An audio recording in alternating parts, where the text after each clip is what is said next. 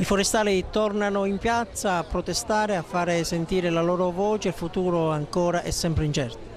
Il futuro è incerto, i lavoratori forestali sono in parte al lavoro, ma in buona sostanza molti sono a casa, ancora non hanno effettuato neanche un giorno di lavoro. Oggi abbiamo organizzato questo sit-in davanti alla prefettura per far sì che giunga al governatore Crocetto un segnale forte di lamentela da parte sia del sindacato che dei lavoratori. Infatti i lavoratori settantottisti ancora ad oggi non hanno svolto neanche una giornata, non hanno effettuato neanche una giornata.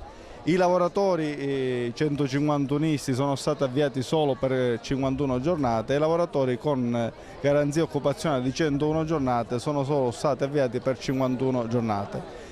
Per il proseguo non abbiamo nessuna certezza. Senza questo prezioso lavoro il territorio, l'ambiente, il bosco sono a rischio. Certo, si parla di tutela dell'ambiente, di assesto idrogeologico, di patrimonio boschivo.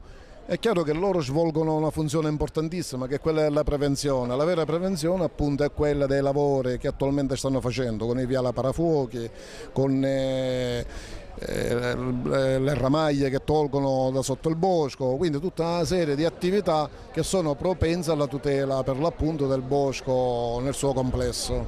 Siete preoccupati? Molto preoccupato.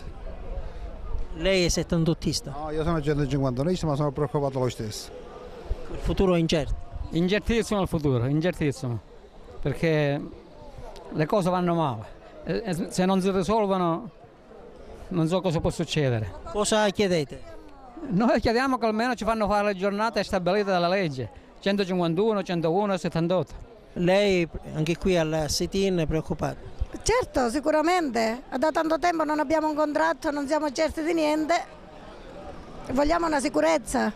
Chiederete l'intervento del prefetto?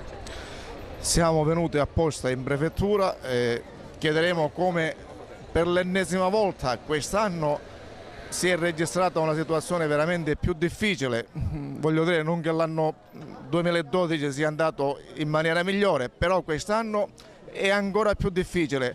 Per l'ennesima volta siamo in prefettura a chiedere l'intervento di sollecitazione del signor prefetto. Io credo che quando il 29 di aprile il governo della regione ci ha detto che stava andando a fare il bilancio e che c'erano le somme necessarie per andare avanti per tutto l'anno 2013, io credo che forse in quel momento il governo insieme al presidente Crocetta pensavano ad altro, oppure, non voglio pensare ancora peggio, probabilmente i fondi ci sono davvero, sono stati messi in bilancio, però per fatti squisitamente e puramente burocratici i lavoratori non lavorano e i boschi non sono tutelati.